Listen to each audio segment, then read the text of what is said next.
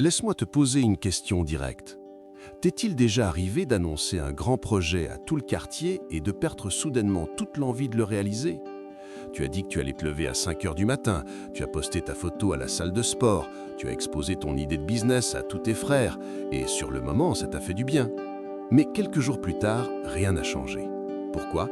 Parce qu'en parlant, tu as reçu la récompense de l'applaudissement avant même d'avoir fourni l'effort. C'est là que beaucoup d'entre nous échouent. Ce n'est pas par manque d'intelligence ou d'opportunité, mais parce qu'ils laissent leur force s'échapper par le bruit. Marc Aurèle écrivait « Ne perds plus de temps à discuter de ce que doit être un homme de valeur. Sois-en un ». Aujourd'hui, on dirait « Arrête les annonces, deviens le résultat ». Regarde ton quotidien. Tu te bats dans les commentaires sur Facebook pour prouver que tu as raison. Tu t'expliques devant des gens qui ont déjà décidé de ne pas te comprendre. Tu justifies tes choix de vie à ceux qui n'ont jamais rien construit de leurs propres mains. Pendant que tu bavardes, quelqu'un d'autre étudie dans l'ombre, quelqu'un d'autre s'entraîne, quelqu'un d'autre bâtit son empire en silence. Ils ne postent pas leurs réveils matinaux, ils n'annoncent pas leurs échecs, ils n'expliquent pas leur stratégie. Ils s'améliorent, tout simplement. Et un jour, tu lèves les yeux et ils sont loin devant. C'est ça, la puissance du silence. Beaucoup pensent que si tu te tais lors d'une réunion au bureau, c'est que tu es perdu. Si tu ne répliques pas à une insulte, c'est que tu as peur. Si tu ne te justifies pas immédiatement lors d'une palabre familiale, c'est que tu es coupable. C'est ainsi que notre monde est devenu superficiel. Le stoïcisme nous enseigne autre chose. Marc Aurèle disait « La meilleure vengeance est de ne pas ressembler à ton ennemi. Ne pas les écraser, ne pas les humilier, juste refuser de devenir comme eux. » Imagine la scène. Au travail, un collègue te lance une pique devant tout le monde. Ton cœur s'accélère, tu veux répondre une phrase bien cinglante pour le mettre à sa place. Mais réagir ainsi, c'est être prévisible. Et celui qui est prévisible est facile à manipuler. Le silence dans ce moment précis, c'est la capacité de ressentir l'émotion sans la laisser dicter ton comportement. Si tu ne maîtrises pas ta langue, tu ne maîtriseras jamais ta vie. Si tu réagis à chaque provocation, tu es un esclave que l'on mène par le bout du nez. Beaucoup échouent parce qu'ils vont trop vite. Ils voient une affaire, ils sautent dedans. On les critique, ils s'énervent. Sous pression, ils décident. Et plus tard, ils regrettent. Le pouvoir sur ton esprit signifie le pouvoir sur tes impulsions. Combien de fois as-tu dit oui trop vite à une tontine louche ou un partenariat foireux pour réaliser plus tard que c'était un piège?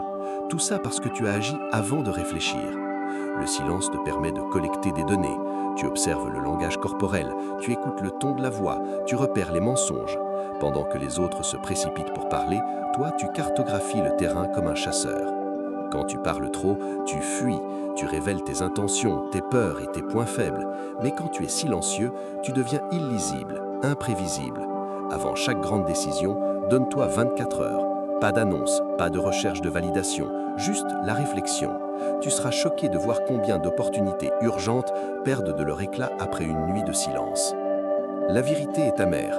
La plupart des gens préfèrent blâmer le gouvernement, le système, le patron ou même la sorcellerie plutôt que de regarder dans un miroir. Marc Aurèle se rappelait chaque matin qu'il croiserait des gens ingrats et malhonnêtes. Mais il ajoutait que lui-même avait la même nature qu'eux. Cela signifie que les défauts que tu vois chez les autres dorment aussi en toi.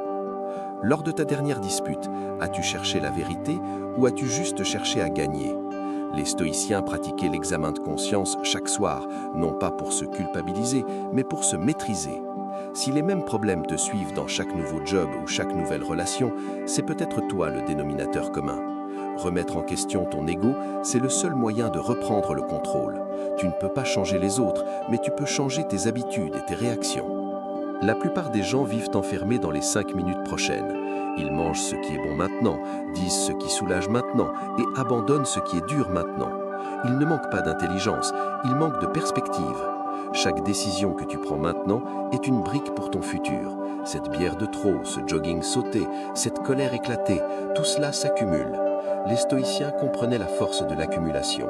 Une petite discipline quotidienne bâtit un caractère de fer. Quelqu'un t'insulte au marché, ton ego veut se venger, mais pense à l'après. Si tu te bats, tu perds ton temps, ton énergie et peut-être ta réputation. Si tu restes calme, tu construis une force de caractère qui te servira dans des combats bien plus importants. Ne vis pas pour des petites victoires émotionnelles, vise la domination à long terme. Tout le monde aime les projecteurs, la photo de réussite sur Instagram, les applaudissements. Mais attention, plus la victoire est bruyante, plus la cible sur ton dos est grande. Chez nous, on sait que l'œil existe. La jalousie est une réalité. Beaucoup ne veulent pas le succès, ils veulent l'apparence du succès. Regarde ceux qui gagnent gros et l'étalent tout de suite. Ils attirent les faux amis, les demandes d'argent inanimes et les prédateurs. En quelques années, ils s'écroulent. Comparez à celui qui bâtit sa plantation ou son entreprise doucement, sans poste flamboyant, sans bruits inutiles. Personne ne le voit monter, mais personne ne pourra le faire descendre. Ses racines sont profondes. Annoncer ses objectifs trop tôt donne à l'esprit une fausse satisfaction. Tu te sens déjà arrivé alors que tu n'as même pas encore commencé. Gagne en silence. Laisse tes résultats faire tout le bruit nécessaire.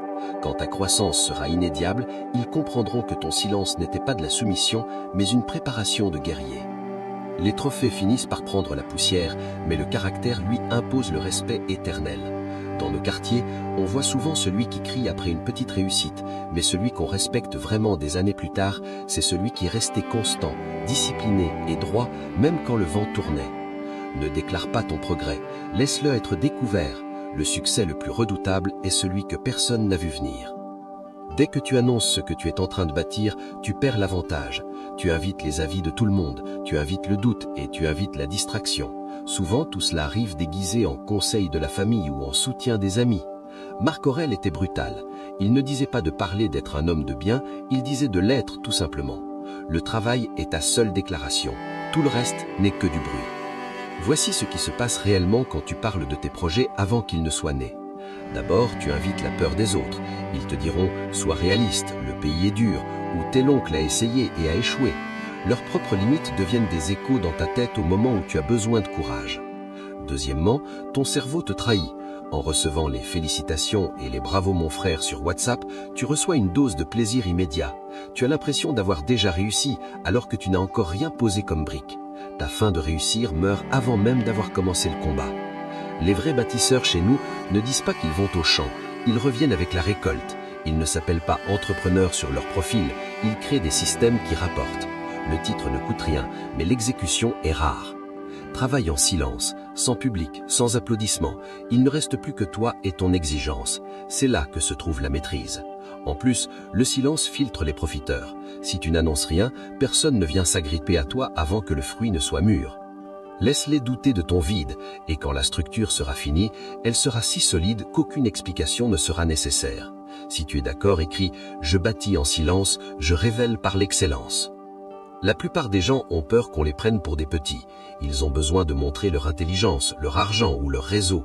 Mais se faire sous-estimer est ton plus grand atout stratégique. Quand les gens pensent que tu n'es rien, ils baissent leur garde. Ils ne se préparent pas contre toi. Ils ne te voient pas comme une menace. Et c'est exactement là que tu frappes. Non pas avec violence, mais avec une compétence qu'ils n'ont jamais vue venir. Pense à toutes les surprises dans nos matchs de foot ou en affaires. C'est toujours celui qu'on négligeait qui finit par gagner. Pourquoi? Parce que l'adversaire s'est endormi. Celui qui a besoin de prouver sa valeur à chaque carrefour crie son insécurité. Quand tu acceptes qu'on te sous-estime, tu ne cherches plus l'approbation, tu récoltes des informations. Pendant qu'ils font les fiers, toi tu étudies leurs faiblesses. Imagine, tu entres dans une négociation ou une réunion de famille.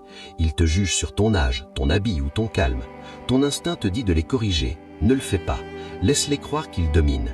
Écoute, pose des questions simples, observe comment ils se comportent quand ils pensent avoir le dessus.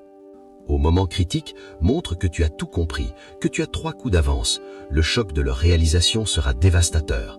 Tu gagnes parce qu'ils ont combattu une version imaginaire de toi pendant que le vrai toi préparait la victoire. Ta valeur ne dépend pas de leur regard. Si tu sais ce que tu vaux, leur mépris devient ton carburant. Laisse-les rire, laisse-les te négliger, continue d'améliorer ton travail. Quand les résultats seront là, leur gêne ne sera le dernier concerne. Le test ultime de ton caractère est le suivant. Est-ce que tu peux gagner quand personne ne regarde? Est-ce que tu peux faire ce qui est juste quand il n'y a aucun mérite à la clé? Beaucoup sont accros aux likes et aux compliments, mais si tu as besoin qu'on t'applaudisse pour avancer, tu n'es pas guidé par une mission, tu es l'esclave de ton ego. Et tout ce qui est bâti par l'ego s'écroule dès que le public change de favori. Demande-toi si personne n'était jamais au courant de ton succès, continuerais-tu à travailler aussi dur? Si la réponse est non, alors tes motifs ne sont pas les bons. Les grands chefs de notre histoire n'ont pas cherché à avoir des monuments, ils ont fait leur devoir pour leur peuple. Gagner sans applaudissements signifie que tes standards personnels sont plus élevés que les attentes des autres. Tu ne cherches pas à impressionner le quartier, tu cherches à devenir quelqu'un que tu respectes toi-même dans le miroir. Est-ce que tu manges sainement quand tu es seul? Est-ce que tu tiens ta parole quand personne ne peut vérifier?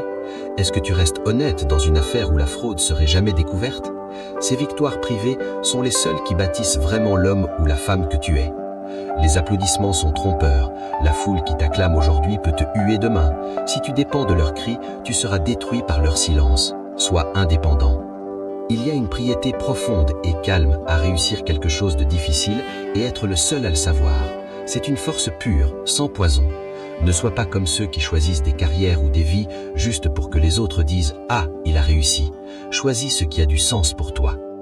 Le silence n'est pas le vide, c'est un réservoir de puissance. Dans un monde de bruit, la maîtrise du silence est l'acte le plus radical que tu puisses poser. Laisse les autres courir après les likes, toi cours après l'excellence.